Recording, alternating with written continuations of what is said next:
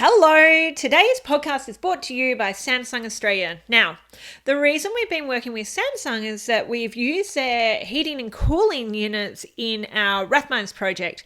So we have two types of heating and cooling. We've got one which is zoned and one which is a cassette system. So I'll just break that down for 2 seconds. Like a cassette system is one that's individual units that are maybe housed, in our case, above the wardrobes or in bulkheads in the rooms, and a zone system is one unit that then feeds the aircon for the whole house, and then you zone them so you can turn them off and on in different areas.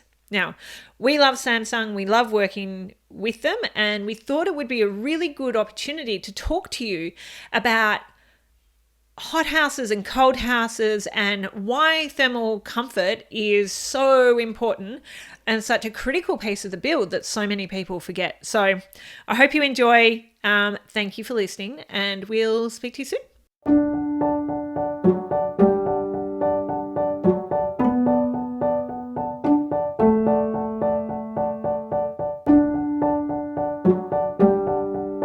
Today, we wanted to talk to you about a topic which is super, I guess, important to us because we kind of know how much it can affect the way we live. And that's about thermal comfort in your home and having a hot house versus cold house, what that means, and I guess why some houses feel great all the time and other ones don't. So sexy. So sexy. It's great. So sexy. Right. So Rebecca and I actually both happen to be partnered with an Irishman. Don't know how we lucked out in that. So this is actually a pretty topical conversation in our house. I think it is in your house as well. I love a warm house. Kian really likes a cold house. In fact, he says he sleeps the best in winter. Oh my God. And I hate having any noise or whirring, but I would like just the window open. Anyway, so it becomes an issue. And I guess thermal comfort and how do we heat and cool our house and how do we keep them so everyone feels happy? And it is individual, and it's important that you think about your comfort and how you like to live when you address this. Now, it's a funny one because it's so kind of personal, but thermal comfort is one of those things that you don't notice it until it's not working, until it's not working well. So in a lot of buildings, you'll find that are well designed or have a good sort of passive and electric or an artificial system. You probably don't notice the fluctuation so much. But when you're living in a home that doesn't, it feels, you can feel it on sort of a regular or daily situation. And we wanted to talk briefly around what kind of contributes to thermal comfort, and then we're going to give you some ideas about all the different options that you have, and we're going to leave you at the end with 4 things that you really need to be thinking about when you're talking to your heating and cooling person. Yeah, I mean, the big picture is why thermal comfort is important, what's involved in it. It's really the leakiness of the house or the air movement. So how the heat's transferred from outside to inside and how much airflow you can get to kind of passively cool or heat your house. So that's kind of the basic principle, and that's why getting a really good energy rating and why we've been mandated that we have to have 6-star energy ratings when we work with a new house is super important, because we recognize that if you don't get that right, then you need to draw more on the heating and cooling systems. Now, some houses will not need to use heating and cooling, but most of them will. But to top up or to kind of bridge that top 5 or 10%, rather than kind of bring it the whole way. Think about that really simply. Think about your home as having like an envelope, and that envelope will let heat in or it will repel heat out, and it will either let heat out or retain heat really well. Yeah. So when thinking about like an old home versus a new home, you can see how there's kind of 2 different strategies that you might implement. If you were renovating an older house, you're probably dealing with a house that's uninsulated, that has very old glazing, that's really leaky, and it's going to be, you've got a significant amount of work to make that perform passively really well. And then you need to think about what are the artificial ways that you're going to heat or cool that space if you can't get your envelope working for you. Yeah. And so then you look at a new build and you have the opportunity to have all these structures and systems in place. And that can be if you've got, under floor insulation or under slab insulation. We put some in from Kingspan the other day, and that was a really nice product. We've got wall air cell insulation.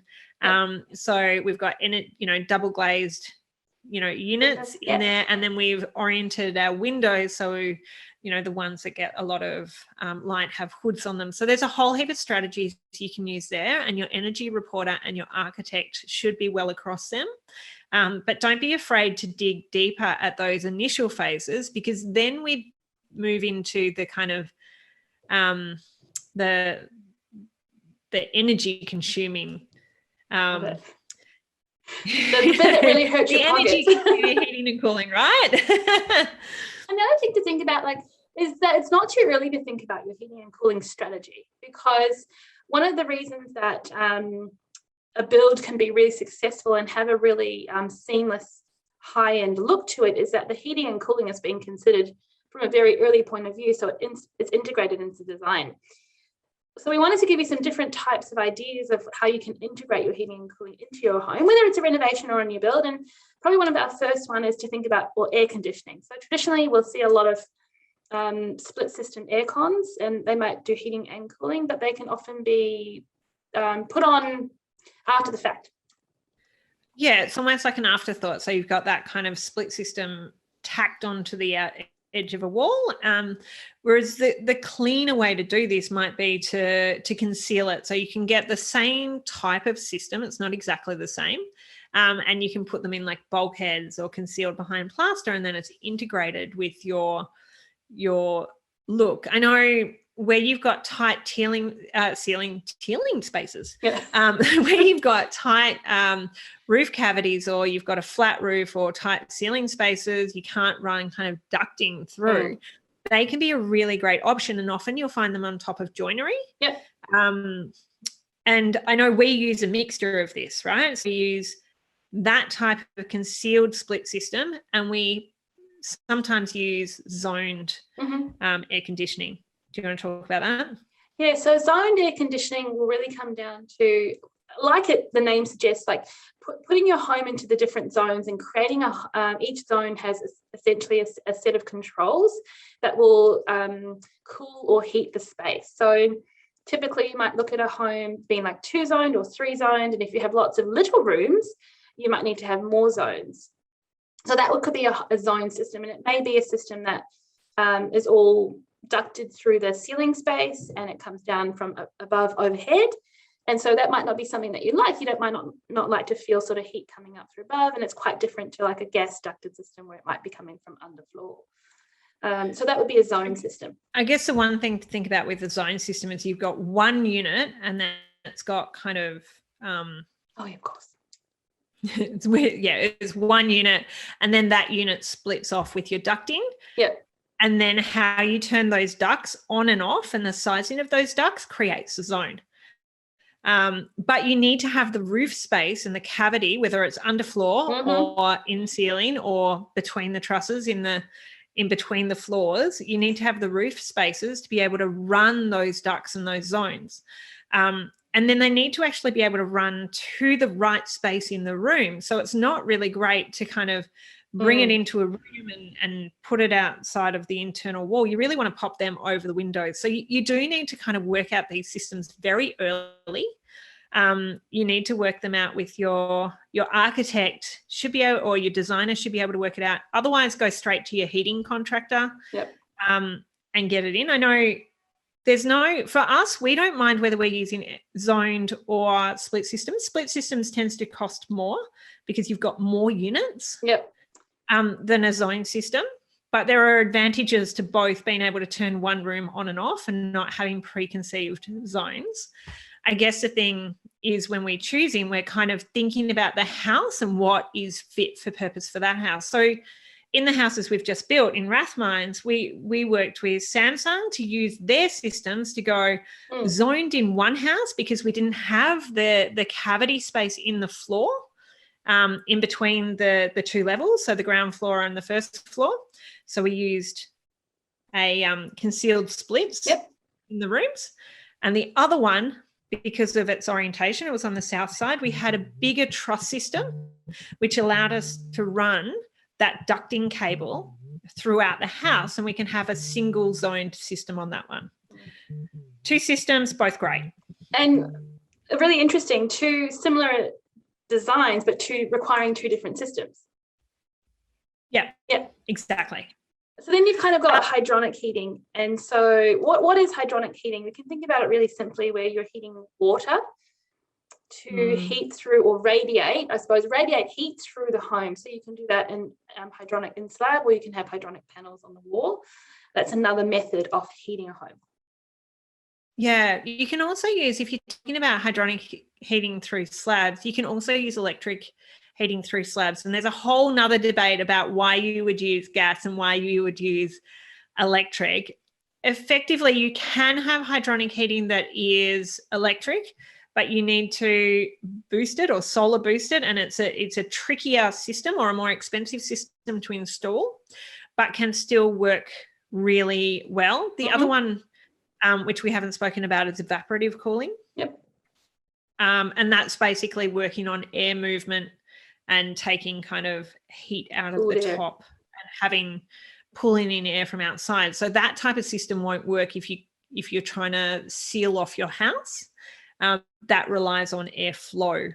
And we don't tend to put it in the houses we use as much. So I'm not an expert on that. I've actually never used evaporative cooling either, which is an interesting I don't mind it, but it's a good retrofit in say an older style house where you've got a roof cavity and you don't have good seals anyway, or you're the type of people that like to have a door open or a window open, because you do have to have that air circulation. It's pretty good for most of the time, but it's where it fails is those really hot days.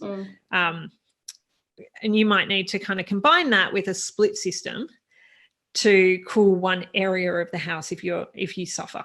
I guess, the 3 things to take to your contractor or your heating and cooling specialist and have a chat to them about. Well, there's 4.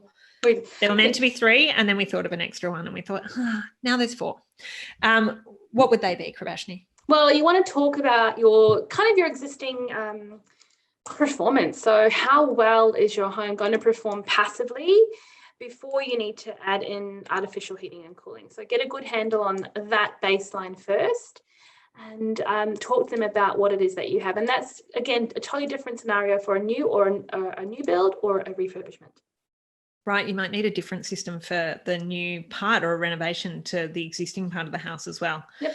More tricky. The other thing you want to think about is flexibility. How do you and your family like to use this space, and what is your optimum comfort? And everyone's got different levels here, so make sure you convey what you're trying to achieve, because that's really what's important.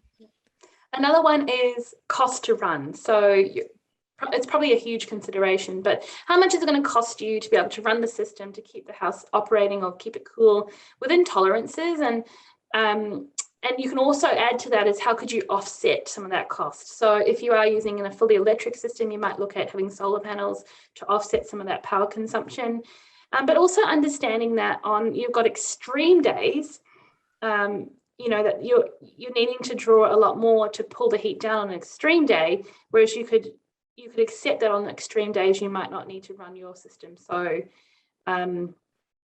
much if you have a good envelope to work with. Yeah, and the final thing to think about is kind of the aesthetics, and how does this integrate with your space? I've just got a delivery. How does this integrate? Yay, parcel. Yay, no one's home and they don't get to see me receiving more parcels. How does this get to integrate with your existing, space and the look and feel? Do you need to run a whole heap of bulkheads? Will those bulkheads be unsightly, or do they block the room or block windows? Or can it work? Because there will be a system that your house is probably more geared towards, but if you plan it early and you've got a clear idea about what you're trying to achieve, then you can sometimes manufacture that outcome so it's optimal for you.